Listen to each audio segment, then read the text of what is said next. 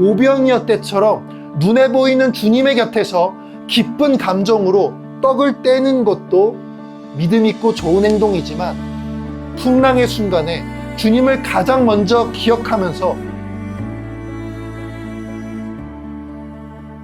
자, 여러분, 예수님을 안다면 믿음이 없는 것이 절대로 아닙니다.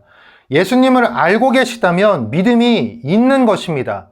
작더라도 믿음은 있는 거예요. 어떤 사람들은 이 작은 믿음을 굉장히 쓸모없고 하찮은 듯 여기기도 하는데, 그런 사람들은 혹시 교회에 직분이 있다 해도 사실은 예수님을 믿지 않는 겁니다. 예수님이 작은 믿음을 크게 만드시고 하나님의 말씀이 한 영혼을 변화시킨 이야기가 성경에 가득해요. 그러니까 여러분, 예수님을 부정하지 않잖아요? 그러면 여러분은요, 작은 거라도 믿음이 있는 겁니다. 그거 묵히지 말고 쓰시기 바라겠습니다. 그 믿음 묵혀서 녹슬잖아요? 그러면은 대표적 현상이 뭐냐면, 현실의 문제가 나에게 왔을 때 무너져요. 예수님께 의지하고 성경으로 살아간다. 이런 원칙들은 아는데 이 믿음이 녹슬어가지고 작동을 안 해요. 원칙이 작동을 안 하고 써보지도 못하고 경우의 수에 무너지게 됩니다. 그 작은 믿음도요, 예수님이 주신 거예요. 그러니까 예수님이 주신 그 믿음이 커질 것을 믿고 쓰시기 바랍니다. 예수님이 우리에게 뭔가 주실 때요, 순서가 늘 비슷해요. 먼저 우리가 원하는 것을 주시고요, 그 다음에 주님께서 우리가 알기 원하고 갖기 원하시는 그런 걸 주십니다. 그러니까 막무가내가 아니세요. 기적이 필요한 자에겐 기적을, 사랑이 필요한 자에겐 사랑을, 깨달음이 필요한 자에겐 깨달음을 주십니다. 필요한 걸 주신다고요. 오늘 본문 바로 이전의 사건이 오병이어예요. 먼저 사람들이 원하는 것을 주님께서 채워주신 것 같습니다. 물론 그분의 하나님 되심을 나타내는 기적이기도 하지만, 뒤이어 나오는 이 말씀들을 봤을 때 분명 예수님이 진정으로 전하려고 하시는 말씀은 오병이어 이후에 따로 있었던 것 같아요. 오병이어 때 사람들이요, 굉장히 흥분했을 거예요. 제자들도 흥분했을 겁니다. 그들의 흥분은 분명 이런 걸 거예요. 요한복음 따르면 사람들이 예수님을 자신들의 임금, 왕으로 섬기려고 했다고 돼 있어요. 그러니까 기적도 기적이지만 배고픈 자신들의 배를 언제나 채워줄 그 신비한 기적. 그 기적을 특정 한둘이 아니라 정말 수천 명, 이 어린 아이와 여성분들까지 하면 10,000명이 넘었겠죠. 그 엄청난 숫자 앞에서 행하신 거니까 사람들이 흥분하는 건 당연한 겁니다. 이런 거예요. 드디어 우리의 임금님이 오셨다. 저 기적으로 힘으로 로마를 밀어내고 드디어 우리가 하나님 나라를 이룬다. 어떤 상상의 나래가 펼쳐졌을 거예요. 근데 문제는 제자들입니다. 이 사람들만큼이나 어쩌면 더 제자들은 더 흥분했을 수도 있어요. 제자들의 흥분이 이때 어떤 흥분이었을까요? 자기 자신에 대한 칭찬 같은 거였을 거예요. 우리 그런 거 있잖아요. 정말 힘들게 뭔가를 얻으면 자기의 어떤 그 시간들을 되돌아보면서 나 정말 고생했다. 정말 기특하다. 예수님 따르기 참 잘했다. 아우, 저분 따르는 거 솔직히 힘들었는데 잘했어. 지금까지 오길 잘했어. 이제야 뭔가 터지는구나. 그동안 내가 잘 참고 예수님 따라서 이제야 뭐 하나 터지는구나. 제자들에겐 어쩌면 그 순간이요, 머무르고 싶은, 거의 다 이루어진 것 같은 순간이었을 거예요. 이제 여기 있는 이 수만 명의 사람들, 이 사람들 모아가지고 움직이면 되는 거예요. 갈릴리의 한 곳에서도 이렇게 많은 사람들이 놀라고 왕으로 모시고 싶어 하는데, 더 큰 도시 여기저기 다니면서 수십만, 아니 어쩌면 이방 나라 가서 더 멋있는 거 보여주면 거의 100만이 넘을 수도 있어요. 예수님을 좀 몰아붙여가지고 일정 빡빡하게 가지고 가서 오병이어보다 더 큰 기적 한두 개 더 터뜨리면 어쩌면 100만이 넘는 사람이 모일 수도 있어요. 그런 상상 충분히 할 수 있잖아요. 지금 눈앞에서 떡과 물고기가 막 늘어났는데 돈, 무기, 군중들, 병사들, 이런 거 못 늘어날까요? 다음 일정은 뭘 해야 될까? 다음 일정은 뭐가 좋을까? 막 다음 일정에 대한 거, 예수님을 막 일정으로 몰아붙이는 그런 거 제자들이 떠올렸을 거예요. 근데 주님의 행동이 좀 특이하십니다. 예수님 그런 마음 다 아세요. 그 자리를 떠나시고요, 산으로 가서 예수님 기도하러 가십니다. 근데 더 재미있는 거는 45절이에요. 예수님이 혼자 산으로 가시는 정도가 아니라 제자들을 막 떠나라고 재촉하세요. 바다로. 배를 태워가지고 막 재촉해서 보내세요. 제자들만 배에 태우고 예수님은 산으로 기도를 하러 가시죠. 지금 이게요, 사실 되게 분위기 깨는 행동이에요. 물 들어올 때 노 저어야 되거든요. 기회라는 게요, 자주 오는 건 아니에요. 지금 많은 사람들을 흥분시킨 기회거든요. 근데 주님은 그런 거 관심 없으세요. 주님 관심은 딱 하나, 사명이요. 육신의 원함이 아니라 기도로 구하는 하나님의 그 사명, 그런 주님이시니까 제자들에게 빨리 배에 타서 이동하라고 하시는 거, 그거는 분명히 취하지 말라는 거예요. 그 분위기, 그 기분, 사명이 아닌 이 기분에 취하는 거, 사명이 아닌 이 기분에 취하게 되면요, 기쁠 땐 기쁜 대로 사명을 잊게 되고 힘들면 힘든 대로 무너지게 돼요. 그러니까 너희들이 취한 그것이 하나님의 사명을 이루는 데 도움이 되지 않는다라는 거예요. 그들이 취한 것이요, 성령에 썩지 않을 것이 아니고 세상의 것이었어요. 세상에 썩을 감정이었어요. 하늘에 썩지 않는 것이 아니라 이 땅에 썩을 영광이었기 때문에 주님께서는 그것을 원치 않으셨죠. 오병이어는요, 사복음서에 모두 나오는 이야기입니다. 가장 많은 사람들이 본 기적이에요. 규모와 스케일적으로 봐도. 그리고 어떤 물리적 불가항력, 신비성에 있어서도 오병이어는 사실 가장 신비한 기적입니다. 하지만 주님은 그 자리를 떠나세요. 기적이 나빠서가 아니라 기적 자체가 목적이 아니었기 때문이에요. 그래서 사람들이 그것에 머무는 게 아니라 알려주고 싶은 본래의 목적으로 이동하도록 주님이 먼저 떠나시죠. 근데 오병이어처럼 사복음서가 모두 기록하는 기적이 있습니다. 예수님의 십자가 순환 사건이에요. 근데 그 자리에 제자들은 없었어요. 비록 요한이 있었는데 마지막까지 주님을 따라서 있었다고 하기엔 좀 그렇죠. 주님은요, 사람들이 놀랄 기적의 자리는 떠나셨지만 사명의 자리는 끝까지 지키셨습니다. 신이 인간의 몸을 입고 와서 인간의 죄를 대속해서 죽으시는 그 신비의 자리는 끝까지 지키셨어요. 성경은요, 하나님의 뜻이 그저 육신의 배를 채우고 단순히 육신의 잘됨으로 나아가는 그런 게 하나님 뜻이라고 말하지 않습니다. 죽음의 자리에서 생명이 피는 그런 기적, 그것이 진정한 하나님의 뜻이라고 말씀하시죠. 그리고 그 자리에서 주님은 선포하십니다. 내가 다 이루었다라는 것을 그 자리에서 선포하십니다. 그 어떤 자리에서도 선포하지 않으셨던 말씀을 십자가의 자리에서 선포하십니다. 근데 주님이 다 이루신 그 자리에 제자들은 없었습니다. 주님이 다 이루신 이후 제자들은 깨닫죠. 각자의 자리에서 주님의 사명을 그 이후에 감당하게 됩니다. 그 말은 그들이 변화됐다는 거예요. 십자가와 부활을 겪으며 변화됐다는 거예요. 그리고 궁극적으로 제자들이 깨달은 것은 환호하는 사람들을 만났을 때가 아니라 마가의 다락방에서 그리스도가 보내신 성령을 받으시고 변화되었죠. 주님은 이미 그거 다 알고 계셨기 때문에 기적과 환호에 머무르게 하지 않으시고 제자들을 배에 태워서 훈련의 장으로 보내시는 겁니다. 그리고 주님은 홀로 기도의 자리로 가시죠. 주님께는 그것이 중요한 일이었습니다. 본문을 마태복음 14장과 함께 보면 바람과 파도가 조금 세게 불었다 정도가 아니라 상당히 셌던 것 같아요. 지금 제자들이 탄 배가 그래도 12명이 탔잖아요. 물론 아주 큰 배는 아니었겠지만 유원지 오리배 같은 그런 배는 아니었을 거예요. 거기다가 베드로나 요한, 안드레 같은 어부들도 있잖아요. 베테랑 어부들도. 근데 그들이 감당하기에도 엄청나게 벅차고 힘든 바람과 물결이었어요. 두려워하고 어찌할 바를 몰라 하는 거예요. 우리 52절 보면요, 그들이 오병이어의 기적을 경험한 후인데도 그 일과 주님이 어떤 분인지를 깨닫지 못했다라고 기록되어 있어요.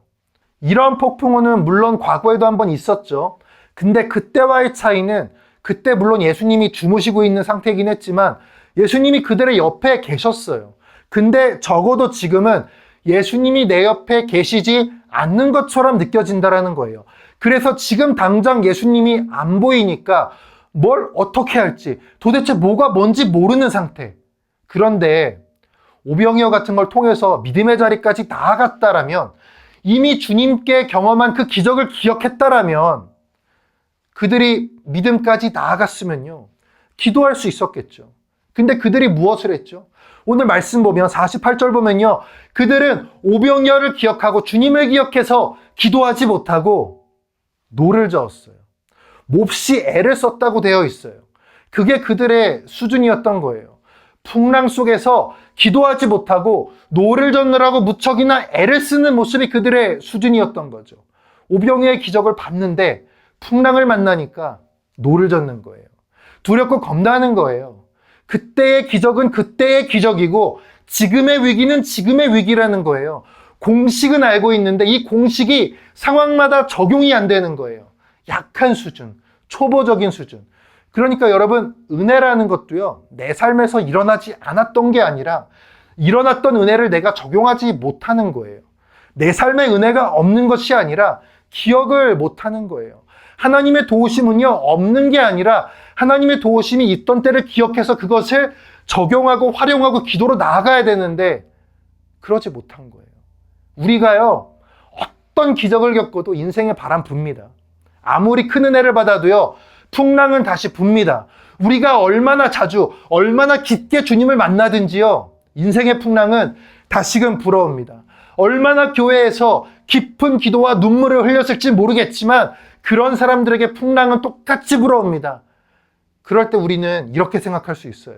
두렵다. 또는 이렇게 생각할 수 있습니다. 내가 예배도 하고 정신적이고 영적인 힘도 그동안 많이 얻었어. 내가 그 힘을 그동안 많이 얻었으니까 노를 저을 수 있을 거야. 내가 노를 젓는 게 믿음이야. 내가 예전보다 성경 더 읽었고 말씀 더 읽었고 기도 더 했어. 기적도 느꼈어. 그 기적에 동참도 했어. 그러니까 노를 저어도 될 거야. 이거는 자칫 기특해 보일 수 있는 생각이지만 그거 자체가 신앙의 출발점이라면 이건 절대 성경적이라고 볼 수 없습니다. 그거를 믿음으로 여기고 노젓고 그걸 신앙의 힘이라 여기고 노젓는 거는 성경적이진 않아요. 그거는 나의 담력과 의지가 큰 거지 믿음이 큰 건 아니에요. 그거는 나에 대한 믿음이 큰 것이지 하나님에 대한 믿음이 큰 건 아니에요. 믿음이 크다는 것은요, 내가 약할 때 나오는 거예요.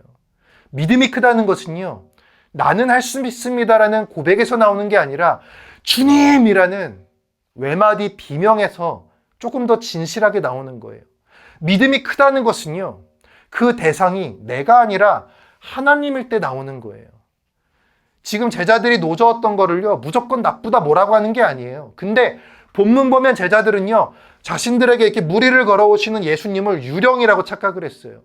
아울러 말씀의 말미에는 그들이 주님이 어떤 분이시고 주님이 어떤 기적을 행했는지 몰랐다고 한단 말이에요. 그 말인즉 그들은 주님을 기억하지 않았다는 거예요. 그 순간만큼은 노를 젓는데 혈안이 돼서 살려고 노를 저었지 주님을 기억하고 기도하고 주님을 의지하면서 팔을 움직이지 않았다는 거예요. 풍랑이 치니까 내 두 팔을 의지해서 어브로스의 기억을 의지해서 미친 듯이 노를 저으려고 했단 말이에요. 기도하지 못한 거죠. 주님이 오시는데요, 두려워해요. 유령이다 이러고. 그때 주님이 말씀하세요. 나다. 안심해라. 여러분, 이게 얼마나 위대한 말인지 아십니까? 나다. 나라고 알려주시는 거예요. 우리가 못 알아볼 때요, 주님이 자기를 알려주시는 거예요. 자신을 계시해 주시는 거예요. 자신을 바라볼 수 있도록 알려주시는 거예요. 주님을 보면 그들의 마음에 뭐가 생길까요? 믿음이죠. 믿음은요, 주님을 보는 거예요. 주님께 시선을 돌리는 거예요. 믿음이 크고 믿음이 세다는 거는요, 주님을 보는 힘이 세다는 거, 주님께 고정된 힘이 세다는 거예요. 주님이 배에 올라서 그들에게 가시니까 바람이 그때 멈춥니다. 마태복음하고 함께 보면요, 이 풍랑의 장면은 주님이 그들의 믿음을 단련하고 훈련하는 그런 것들을 확인하는 순간이세요. 우리 마태복음에 베드로가 이 상황에서 무리를 걸어서 주님께 갑니다. 예수님 바라보고 무리를 걷죠. 근데 주님을 향한 시선이 조금 흐트러지니까 물에 빠져갑니다. 주님은 그 베드로에게 믿음이 없다가 아니라 믿음이 작은 자라고 하십니다. 마가복음도 같아요. 주님을 보고 유령이다 막 이렇게 생각하던 제자들이 주님을 인지하고 주님을 바라보고 그제야 안심하고, 주님을 인식하니까 믿음이 생기죠. 주님이 배에 타시니까 풍랑이 잦아들죠. 다시 말해서요, 믿음이라는 것은요, 믿습니다, 믿습니다 이런 주술이 아닌 거예요. 믿음이라는 것은요, 기도 때만 쓰는 어떤 쓰는 단어나 문장인 것이 아니라, 믿음은요, 일상의 모든 상황들을 하나님의 영역으로 바꾸는 신비한 능력이에요. 남묘호랑개표 그런 것처럼 막 남묘호랑개표 외우면서 구원 얻는 그런 게 아니라, 입과 눈과 손과 발이 막 부지런한 게 믿음이 좋은 게 아니고요, 하나님 한 분께 딱 고정돼서 멈춰있는 상태가 믿음이 좋은 거예요. 그게 얼마나 강하게 고정되어 있고 얼마나 강하게 붙들고 있느냐가 믿음의 크기이고 세기인 거예요. 아무것도 하지 말라는 게 아니라 제일 먼저 뭐가 떠오르고 누구를 믿으면서 노를 젓고, 그러다가 노가 부러지는 상황이 와도요, 나는 여전히 누구께 의지하고 누구께 기도하는가, 뭘 하는지가 아니라 누구를 바라보고 있느냐가 문제인 것입니다. 믿음은요, 버림받은 것 같은 상황에서 너희를 고아처럼 내버려 두지 않는다는 주님의 언약을 기억하면서요, 하나님께 내 마음을 고정하는 행위인 거예요. 믿음은 하나님의 말씀을 기억하면서 그것을 믿고 그것을 무리를 걷는 것 같은 하나님의 신묘한 방법으로 오늘날 나에게 선하게 이루어질 것을 아는 상태인 겁니다. 그런 믿음을 가진 사람에게요, 그 버림받은 것 같은 상황은요, 하나님의 일하심을 드러내는 역사의 장, 하나님의 함께하심이 너무도 잘 드러나는 임재의 현장으로 바뀌게 됩니다. 많은 사람들이요, 풍랑을 만나면 지금 당장 이 문제가 해결이 안 되니까 아무 일도 일어나지 않는 것처럼 느껴져요. 근데 오늘 본문 보면요, 제자들이 풍랑 속에 있을 때 예수님은 기도하고 계셨고, 제자들이 노를 저으면서 지쳐갈 때 무리를 걸어서 오고 계셨어요. 우리가 결코 단정해서는 안 되는 게요, 지금 당장 내 눈에 안 보인다고 아무 일도 일어나지 않는다라고 생각하면 안 되는 거예요.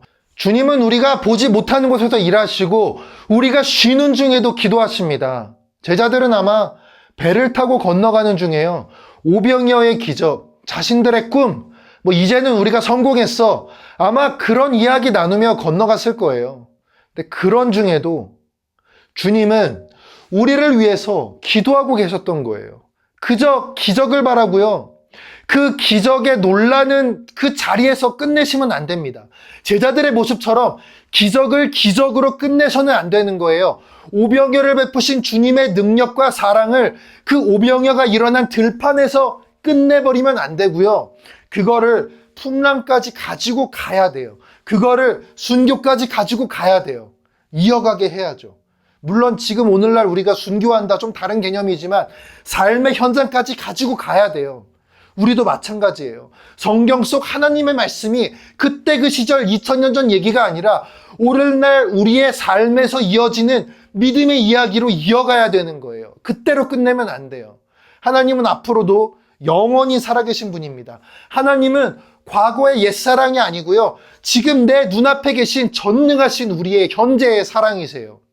앞으로도 우리와 함께 하실 영원하신 주님이시라고요. 실존하시는 분이라고요. 그렇다면 우리는요, 현재 우리가 처한 그 풍랑 속에서 그분을 과거의 어떤 잔재처럼 그땐 그랬지, 그건 그때만 그런 거지라고 생각하는 게 아니라, 지금 내 눈에 안 보인다고 그건 그때 일이라고, 내 눈에 보이는 건 그냥 현실이니까 나는 노나 젖겠다고 이러는 게 아니고요, 불신앙으로 살 게 아니라 하나님의 말씀을 기억해서, 어떤 말씀이죠? 수많은 기적과 수많은 믿음과 수많은 것들을 우리에게 허락하신 그 성경 말씀을 다 기억하셔가지고 성령께서 언제나 우리를 감찰하신다, 언제나 우리와 성령은 함께 하신다, 그분이 말씀하셨다, 바람이 잔잔하라고, 그분이 말씀하셨다, 우리를 버리지 않는다고, 그분이 말씀하셨다, 하나님의 보내신 일을 믿는 것이 하나님의 일이라고, 예수를 믿는 것이 하나님의 일이라고 말씀하셨다. 그분이 말씀하셨기에 나는 그분께 시선 고정하고 그 말씀 믿고서 나아가겠다라고, 그렇게 선포하며 나가는 믿음의 자세가 필요한 것입니다. 우리가 사는 세상은요, 예수님을 못 박은 세상이에요. 우리가 사는 세상은요, 예나 지금이나 예수님께 계속 막 도전하고 그분의 가르침에 의문을 품고 의구심을 품는 세상이에요. 주님이 마주하셨던 세상이 그러했고요. 우리가 마주할 세상도 그러해요. 주님이 우리의 세상으로 오셨기 때문에 주님이 겪으신 그것을 우리도 똑같이 겪는 것입니다. 그런 상황 속에서 우리는 생각합니다. 믿지 않는 사람들도 저렇게 잘 버티는데 믿는 우리는 왜 이렇게 잘 넘어지는 거지? 믿지 않는 애들도 잘 버티는데 왜 나는 믿는데 그러질 못하지? 나는 이것보다 잘 버텨야 돼. 나는 이것보다 더 괜찮아야 돼. 나 왜 그렇게 하지 못하지? 왜 이렇게 연약하지? 근데 여러분, 한 가지 기억하셔야 될 게요.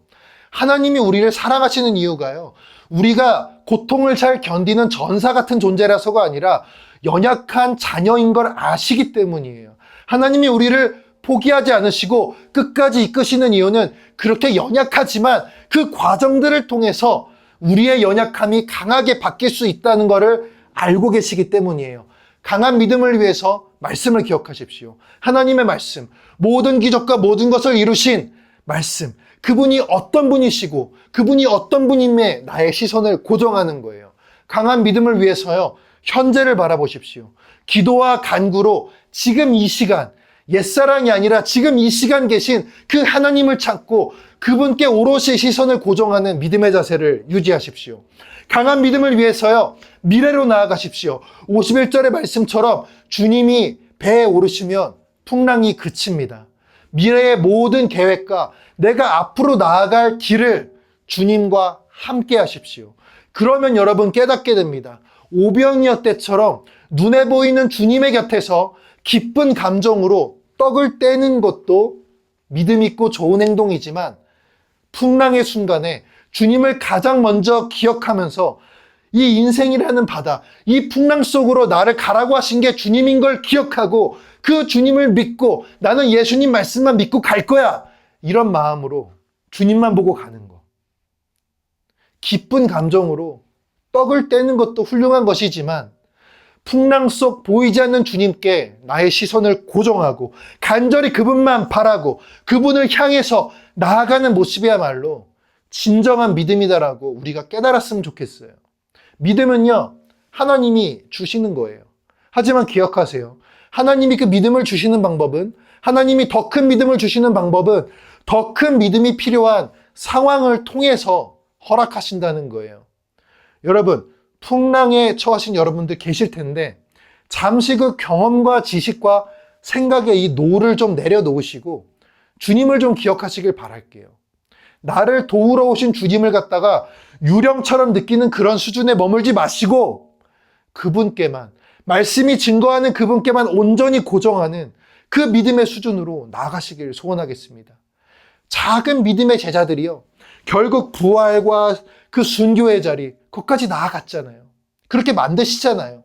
예수님은 그 작은 믿음을 절대 포기하지 않으세요. 우리를 고아처럼 두지 않으신다라는 건 우리의 믿음과 신앙도 그대로 두지 않으신다라는 거예요. 버려두지 않는다는 거예요. 부모가 자녀를 포기하지 않으면 그 자녀는 반드시 성장해서 어른이고 크거든요. 주님이 우리를 포기하지 않으신다고 했어요. 우리의 믿음과 신앙도 포기하지 않으시는 거예요. 그래서 결국에 우리는 주님의 발자국을 그대로 밟아가는 그 자리까지 갈 수 있습니다. 여러분, 예수님의 이끄심을 믿으십시오. 그 믿음으로 기쁨으로 떡을 떼는 예배의 순간만 주님께 고정되는 게 아니라 풍랑 같은 일상을 살아갈 때에도 예수님께 나의 시선이 고정되고 예수님의 발자국에 나의 발이 포개지는 그런 믿음의 자녀로 커가길, 그렇게 성장하는 우리가 되기를 예수님의 이름으로 간절히 소망하겠습니다. 우리 주님께 두 손 모아 기도하겠습니다.